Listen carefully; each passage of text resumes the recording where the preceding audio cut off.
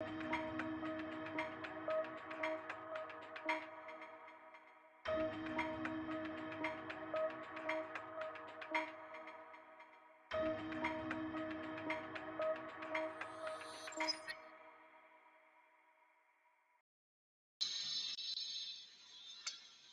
everyone, welcome to another episode of our Sports Tech X Weekly. Cover the top news in sports. Episode 44 and first one, well, second one, I should say, of the new year. Still in sunny Goa, even though my boring background might suggest that it is a lovely place to. I won't waste any time and jump into the top stories of the day, starting with funding news.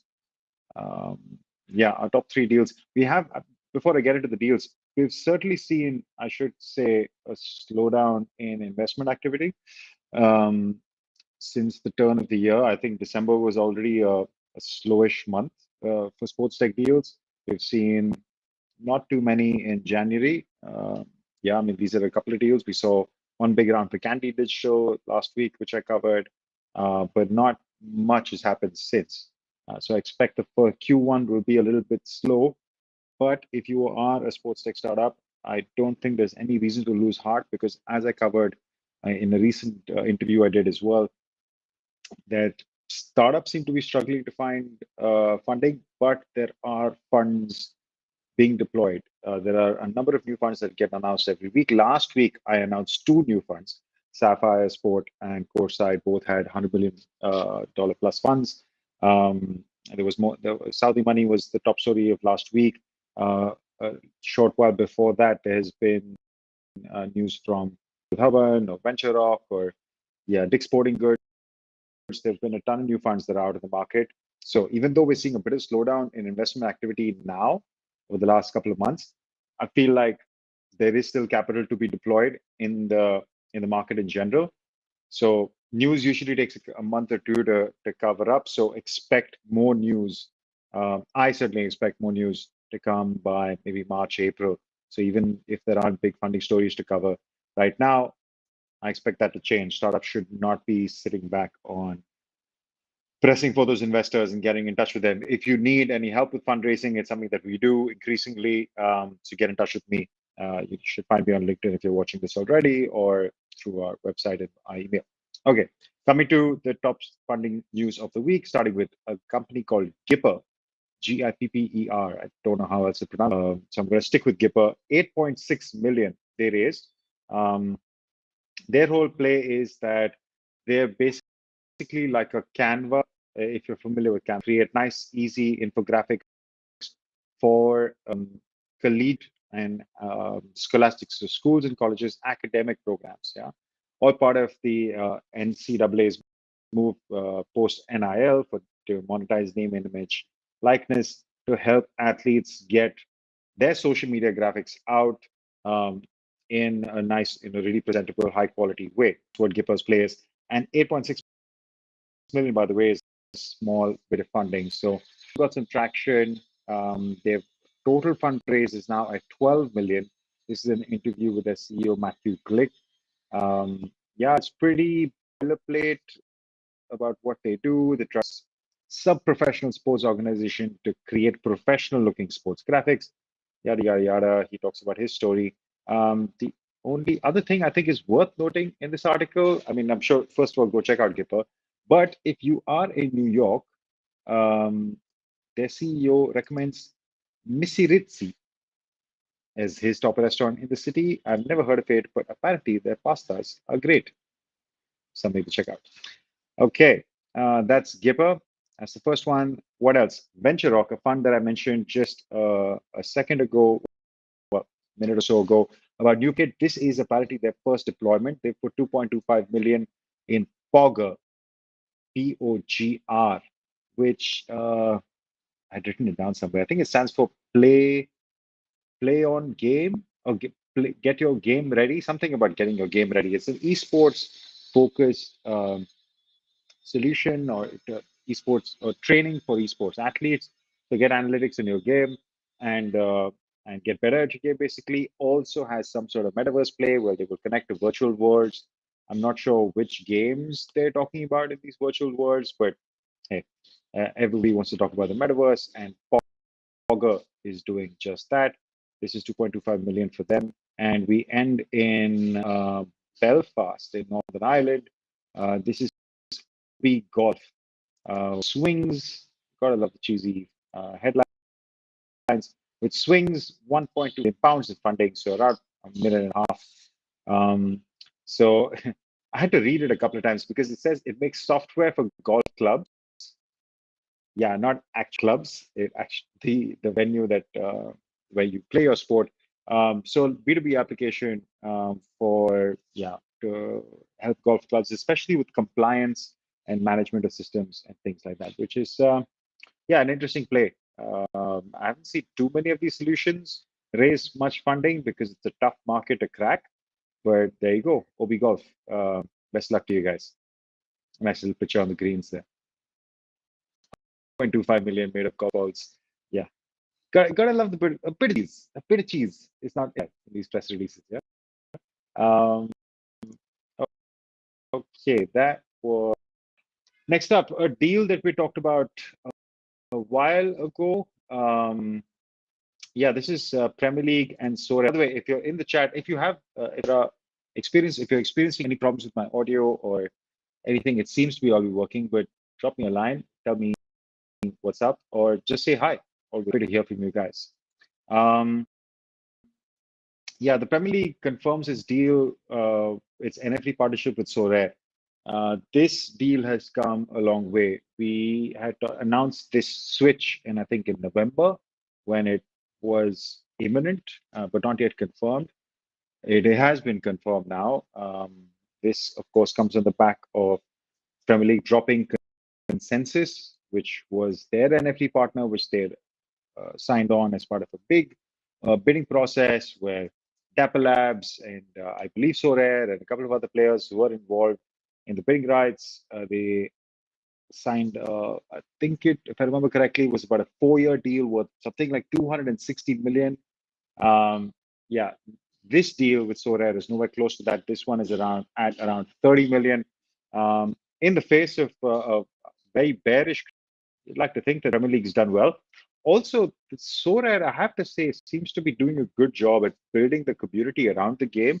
There are a few content creators on YouTube that I've seen really build an audience in a time on the back creating content for Sorare, for the Sorare game, which I think is interesting. That there is, with fantasy sports, I'm a big fantasy sports guy. I love my fantasy sports. I play only the Premier League, but I've played Formula One and stuff in the past, Champions League, etc. And so the community gets very active. Like, oh, these picks for this week, or why? What's the logic? Especially injury news, team news, etc. So if you're engaged in a community, for example, the Premier League game this year is being paid by I think 9 point something million people. Over 30-40% of them are considered engaged, which means that they're getting in the game every week, making the changes, so on. So there is a strong community around football fantasy. Sorare seems to be tapping into that sweet spot and a good job of empowering content creators to help build that community and get that word out. It has 3 million users worldwide, which doesn't sound like a lot, but I think that's also why they stepped into the US and then acquired rights for the MLB and the NBA. So yeah, Sorare will look to build their audience there. At least for now, their Premier League deal is confirmed. Fans of fantasy of the Premier League, yeah, there's another option for you to check out. Speaking of new deal, Globant, who famously partnered with FIFA, and they've been the backbone for FIFA plus their NFT play cards, FIFA Plus Collect, sorry. They also have a strong partnership with La Liga and are, again, the backbone of La Liga Tech, I believe. They are also expanding their sports tech presence, which what they call their sports reinvention studio, where, I mean, it sounds like it's not really an innovation hub. They're kind of building some strength in-house, but they're inviting, let's say, partners or properties or stakeholders to come in and test out the technology. I think that's, we're not saying this is to work with startups. It sounds like they're working on more advanced companies that are a bit further along. And at the end of the day, it's to build partnerships to get more customers. I don't think it's so much of looking at innovation, but it is looking at innovation-based partnerships, which I think is a nice angle for them. Oh, Mr. Benjamin Peggert has a question. Do you think NFTs will come back this year? That is an excellent question, Ben. Me, NFTs in the way that they were, no. A random image of something anymore and just be purely speculative. But I do believe, and I wrote this in another interview, that I think there is a use case for them. Certainly, if they come in this avatar of fantasy, or whether it's membership clubs or whatever access that they give you, there is a use case for NFTs. NFTs themselves are just the technology. There's a collector's segment, which Ben is very familiar with, which will continue to thrive, I'm sure. But just the random speculative nature of them, yeah, I'm not so bullish on them.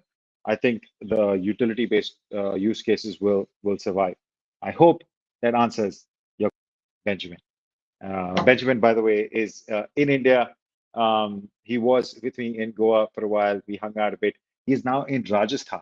So anybody watching in Jaipur, I don't know if he's moved out of Jaipur. So anybody watching, if I might have doxed his position, maybe I did, but if you have recommendations, please get in touch with Ben. And thank you, Ben. I appreciate that you like this show. Let me get back to the show and talk about Globant. Yeah, so their sports reinvention studio. Yeah, let's see what happens from there. But I think this is a company that is investing more in the space and investing more in the tech backbone architecture solutions for sports rights holders. Yeah, I think they might do something interesting. What other interesting things are happening? Well, Tennelia opened up their latest cohort in Tennis Australia's partnership with the Australian Open and Wildcard Ventures. We had talked accelerator program. Well, here are the results. This is also, yeah, Techstars is also involved, I should say. So 7 companies have been selected, some that we know, and there's always some that we don't, which I always like to see. Data specialist Amplify, clean tech startup Calix. Those two I do not know. Compression garment Cape Bionics, I think I've seen. Gender equality focus, business analytics equity, no idea. Matchy, we know. Recut, I've seen, I don't know so well. And Vibe VR, a company that I think a lot of people know well. Vibe VR, of course, has had partnerships with the EuroLeague. They're working on a very cool partnership with the NBA and Facebook, well, sorry, I should say Facebook, with Meta on Horizon Worlds to create VR-based environments from them. This is a company which, to be honest, I'm a bit surprised to see a company which is quite mature to be through an accelerator program. But hey, if you get access to a new market, then why not? So the Australian Open and Australian Tennis, I think, speaking of NFTs, I've always the Australian Open NFT program, or their Art Ball initiative, was by far the best program that we've seen. We even saw them bring it back for the Australian Open this year. So previous holders had cool gift freebies and stuff that they got at this year's Australian Open. So they've continued that theme well. I think that was a good launch, a good use case to help promote the event and also create different levels of engagement for deeper fans. So yeah, another nod to their strength of innovation, that they've got 7 new companies that they will play with, and I look forward to seeing what they come up with. All right, that is my second last top story, and my ad blockers on here. My top story of the week, we covered this in last week's show as, let's say, I think it was my second week of Amazon potentially launching a sports-focused app. I keep coming back. I might have to disable my ad blocker.